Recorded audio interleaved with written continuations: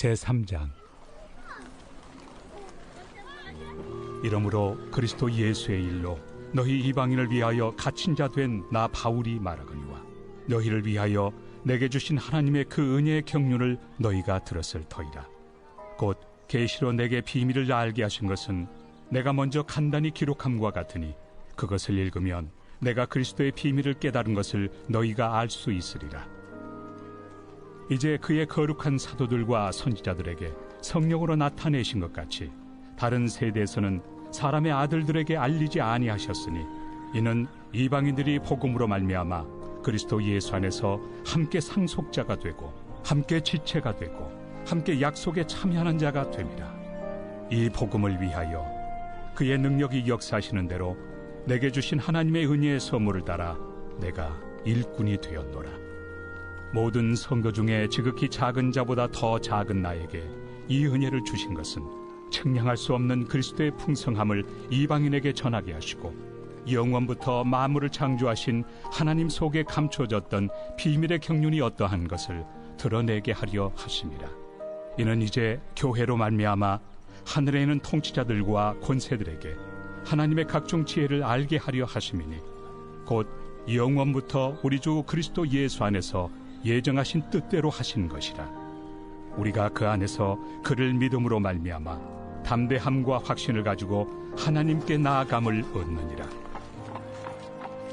그러므로 너희에게 구하노니 너희를 위한 나의 여러 환난에 대하여 낙심하지 말라.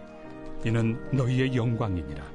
이러므로 내가 하늘과 땅에 있는 각 족속에게 이름을 주신 아버지 앞에 무릎을 꿇고 비노니 그의 영광의 풍성함을 따라 그의 성령으로 말미암아 너희 속사람을 능력으로 강건하게 하시오며 믿음으로 말미암아 그리스도께서 너희 마음에 계시게 하시옵고 너희가 사랑 가운데서 뿌리가 박히고 터가 굳어져서 능히 모든 성도와 함께 지식에 넘치는 그리스도의 사랑을 알고 그 너비와 길이와 높이와 깊이가 어떠함을 깨달아 하나님의 모든 충만하신 것으로 너희에게 충만하게 하시기를 구하노라. 우리 가운데서 역사하시는 능력대로 우리가 구하거나 생각하는 모든 것에 더 넘치도록 능히 하실 이에게 교회 안에서와 그리스도 예수 안에서 영광이 대대로 영원 무궁하기를 원하노라. 아멘. 아멘.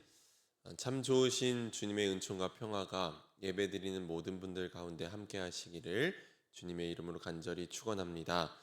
오늘은 측량할 수 없는 그리스도의 풍성함이라는 제목으로 말씀을 나누고자 합니다. 사람은 누구나 담을 쌓고 살아갑니다. 때로는 세상으로부터 자신을 보호하기 위해서 담을 쌓기도 하고 또 때로는 누군가 선을 넘지 않기를 바라는 마음으로 담을 쌓기도 합니다. 담이 낮을 때는 이웃들과 소통하기도 하고 대화하기도 했습니다. 그런데 이 담장이 높아지면 높아질수록 소통이 어려워집니다. 누군가 말을 걸어와도 담을 쌓느라 듣지 못하고 담을 다 쌓고 나면 상대가 보이지 않기에 우리는 혹시 보이지 않는 사람에 대해서 오해하게 됩니다. 나를 해치지는 않을까? 나를 상하게 하지는 않을까 하는 의심이 생기고 이런 의심이 경계가 되고 또 불신과 미움으로 싹트게 되어 있습니다. 그래서 이 담이라고 하는 것은 우리 속에 두려움을 심어주기 마련입니다. 그러나 그리스도는 그런 모든 막힌 담들을 허무셨습니다. 원수였던 사람들을 하나로 모으시고 서로 손을 붙잡게 만드셨습니다. 어떻게 그렇게 하셨습니까?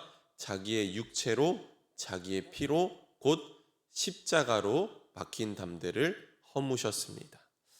그래서 사람들을 갈라놓던 경계들, 유대인과 이방인, 또 주인과 종, 남자와 여자, 이 모든 경계선들이 예수 그리스도로 말미암아 소통할 수 있는 관계가 된 것입니다. 십자가의 사랑 안에서 이전에는 만날 수 없던 사람들이 이제는 만나서 한 생명 안에서 하나의 몸을 이루는 것이 바로 에베소서가 전하는 복음의 핵심입니다. 바울은 에베소서 2장에서 이방인들이 소망이 없었다고 했지만 그리스도로 말미암아 이방인들도 이제 하나님의 백성이 될 수 있는 구원의 문이 열리게 됐다라고 그렇게 말합니다. 그 결과 이전에는 유대인과 이방인이 만날 수 없는 사람들이었지만 이제는 이 둘이 한 백성이 되어서 새로운 인류, 곧 하나님의 교회를 이루게 되었다고 말합니다. 이것이 바로 복음의 경이로움입니다. 우리가 과거에 어떤 배경을 가졌든지 하나님의 사랑 안에서 동등하게 상속자가 되고 같은 몸의 지체가 되고 하나님의 약속을 함께 누리는 존재가 될 수 있다는 것입니다. 그런데 이 놀라운 복음의 은혜를 받은 이들의 삶의 모습은 이 복음을 섬기는 일꾼으로 살게 됩니다. 오늘 7절 말씀에서 이렇게 바울도 이야기하고 있습니다. 이 복음을 위하여 그의 능력이 역사하시는 대로 내게 주신 하나님의 은혜의 선물을 따라 내가 일꾼이 되었노라. 하나님의 은혜는 우리를 변화시킵니다. 그리고 그 은혜는 우리를 하나님의 일로 부르십니다. 다메섹에서 바울은 부활하신 주님을 만난 이후에 자신이 복음의 일꾼이라는 정체성을 단 한 번도 잊은 적이 없습니다. 이처럼 하나님의 은혜는 곧 부르심이며 부르심은 사명을 동반합니다. 오늘 우리가 기억해야 할 것은 오늘 나에게 맡겨진 일, 나의 가정, 나의 직장, 나의 교회, 공동체, 오늘 내게 주어진 삶의 자리 모든 것이 바로 하나님의 복음을 섬기기 위해서 주어졌다는 것입니다. 그러므로 오늘 여러분이 어떤 자리에 있든지 어디에 있든지 그 자리에서 그곳을 불평하거나 내 뜻과 내 마음대로 해서는 안 된다는 것입니다. 우리는 모두 그리스도께서 허무신 담 위에 세워진 자들입니다. 이제는 담을 쌓는 자들이 아니라 하나님과 사람 사이를 잇고 또 사람과 사람 사이를 잇는 복음의 일꾼으로 살아가는 그런 사람들이 되어야만 하는 줄로 믿습니다. 저와 여러분이 복음의 일꾼으로 살아가기를 주님의 이름으로 간절히 축원합니다. 바울은 오늘 본문에서 그리스도 안에서 드러난 하나님의 은혜의 경륜에 대해서 말합니다. 2절 말씀 보니까 경륜이라는 단어가 등장하는데요. 경륜이라는 단어는 헬라어로 오이코노미아라는 단어를 사용합니다. 그런데 이 단어는 집이라는 뜻의 오이코스와 규칙이라는 뜻의 노모스가 합쳐져서 만들어진 단어입니다. 여기서 나온 단어가 이코노미, 경제라는 의미를 가지고 있는 그 영어 단어가 여기에서 나왔습니다. 경제는 집이나 가정을 규칙적으로 질서 있게 관리하는 것을 말합니다. 수입이 들어오면 아무 계획 없이 막 사용하는 게 아니라 규칙에 따라서 질서 있게 사용한다는 것입니다. 이처럼 경륜이라는 것은 하나님의 일도 하나님의 규칙에 따라서 적절하게 하나님이 배분하신다는 것입니다. 하나님의 섭리를 우리가 다 알 수 없죠. 하나님은 적절한 방법과 적절한 때와 또 사람으로 일하십니다. 바울의 경우를 예로 들어보면 바울은 본래 예수 믿는 자들을 박해하던 사람이었습니다. 하지만 주님을 만나고 나서 그의 삶은 예수를 위해 박해받는 자로 변화되었습니다. 하나님은 그를 변화시켰습니다. 이것이 놀라운 경륜입니다. 여러분 한번 생각해 보시기 바랍니다. 바울은 당대 최고의 학파였던 가말리엘에게 율법을 배웠고 다양한 언어를 사용할 수 있었고 로마 시민이었습니다. 복음의 전도자로 이만한 사람이 없습니다. 예수 믿는 자를 박해하던 그를 하나님은 제거하시는 게 아니라 하나님은 그를 변화시키셔서 복음의 일꾼으로 세우셨습니다. 이것이 바로 하나님의 은혜의 경륜입니다. 그런데 하나님은 복음의 비밀을 계시로 알려주셨습니다. 다른 세대에는 그 비밀을 알려주지 않으셨지만 은혜의 경륜을 따라서 지금은 거룩한 사도들과 예언자들에게 성령으로 나타내셨습니다. 그래서 바로 6절 말씀에서 말하는 것처럼 그리스도 예수 안에서 함께 상속자가 되고 함께 지체가 되고 함께 약속에 참여하는 자가 되는 것입니다. 유대인과 이방인이 그리스도의 은혜의 경륜 안에서 하나가 되었고 함께 하나님의 자녀가 되었고 함께 한 몸을 이루며 함께 약속을 누리는 존재가 되었다는 것입니다. 교회는 함께 지어져 가는 몸입니다. 우리는 각기 다른 모습이지만 서로에게 꼭 필요한 지체입니다. 그래서 어느 특정한 카리스마적 인물이 중심이 되어서는 안 됩니다. 고린도 교회가 분열하고 싸울 때 바울은 그들을 꾸짖으며 이야기합니다. 역할이 다를 뿐 잘하게 하시는 분은 하나님 한 분이시다라고 그렇게 말합니다. 바울은 오로지 그리스도만이 중심이 되시고 그 뜻을 중심으로 하여 공동체에 속해 있는 모든 사람들이 서로 연결되기를 소망했습니다. 그러므로 교회는 오직 그리스도만을 머리로 삼고 그분의 뜻에 따라서 각 지체가 연결될 때 건강하게 자랄 수 있습니다. 하나님의 은혜의 경륜을 따라서 하나님은 오늘 우리를 부르셨습니다. 우리는 은혜의 경륜을 따라서 함께 지어져가는 존재임을 여러분 잊지 마시기 바랍니다. 이어서 바울이 오늘 본문 8절에서 자신에게 맡겨진 사명에 대해서 이렇게 말합니다.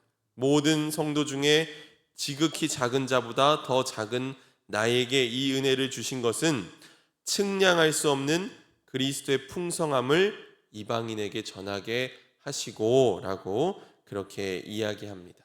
여기서 측량할 수 없다는 말은 인간의 이해로는 헤아릴 수 없는 너비와 길이와 높이와 깊이를 뜻합니다. 그렇다면 그리스도의 풍성함이라는 것은 무엇일까요?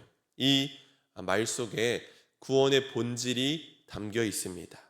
여러분 한번 생각해 보시기 바랍니다. 여러분, 구원은 자격 없는 나를 하나님께서 받아주신 사건입니다. 여기에 정말 큰 은혜가 있습니다. 그리고 구원받음으로 인해서 우리는 죄와 사망의 법에서 해방되었습니다. 자유로워졌습니다. 그래서 우리는 하나님의 자녀가 되었고 하나님과 깊은 사귐을 할 수 있게 되었습니다. 또 우리는 그리스도의 몸된 교회에 속하게 되었고 마침내 도래할 영광의 날에 참여하게 될 자격이 주어졌습니다. 이 모든 것이 바로 그리스도의 풍성함입니다. 바울은 이 풍성함을 날마다 경험했습니다. 그래서 그의 삶에는 항상 감사와 기쁨의 고백이 넘쳐났습니다. 그는 복음을 단지 말로만 설명하는 자가 아니라 삶으로 복음을 살아냈고 그것을 다른 사람에게 전하는 사명을 받은 자였습니다. 바로 그 지점에서 교회의 사명이 등장합니다. 우리 10절 말씀 함께 읽어보도록 하겠습니다. 10절 말씀 읽습니다. 시작.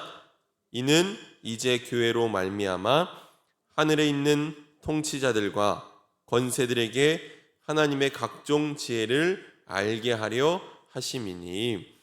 바울이 말하는 통치자들과 권세자들은 단지 하늘의 영적 존재들만이 아니라 이 땅에서 권력을 쥐고 있는 모든 세력들을 포함합니다. 그들은 종종 자신들이 역사의 주체라고 생각합니다. 세상이 자신들의 뜻대로 된다고 믿고 세상을 자신들이 이끌어 간다고 그렇게 믿습니다. 하지만 역사를 이끌어 가시는 분은 하나님 한 분이신 줄로 믿습니다. 교회가 해야 할 일은 그런 이들에게 구원의 섭리가 무엇인지를 깨닫게 해주는 것입니다. 역사 속에서 교회가 해야 할 일을 하지 못하고 오늘 우리 교회가 오히려 이 세상에 끌려가고 있는 게 우리의 현실입니다. 하지만 교회는 역사를 밝혀주는 빛이 되어야 합니다. 교회는 건물로서만의 교회만을 말하지 않습니다. 여기서 교회는 우리 자신이기도 합니다. 예수 그리스도를 믿는 이들에게 주어져 있는 책임이 바로 여기에 있습니다. 즉 하늘과 땅의 모든 권세자들과 통치자들에게 하나님의 뜻을 알게 해 주어야 합니다. 그렇다면 우리는 이 사명을 어떻게 감당할 수 있겠습니까? 바로 그리스도의 풍성함을 오늘 우리가 살아내는 것입니다. 그것은 그리스도의 마음을 품고 사는 것과도 같습니다. 내가 하나님께 받아들여진 것처럼 누군가를 조건 없이 받아주는 것입니다. 내가 긍휼히 여김을 받은 것처럼 누군가를 긍휼히 여기는 마음을 갖고 또 아끼는 마음을 갖고 사는 것입니다. 세상의 질서와 방식과는 다른 하나님의 방식으로 살아가는 것을 보여주는 것이야말로 이 세상을 향한 교회의 증언이고 우리가 감당해야 할 사명입니다.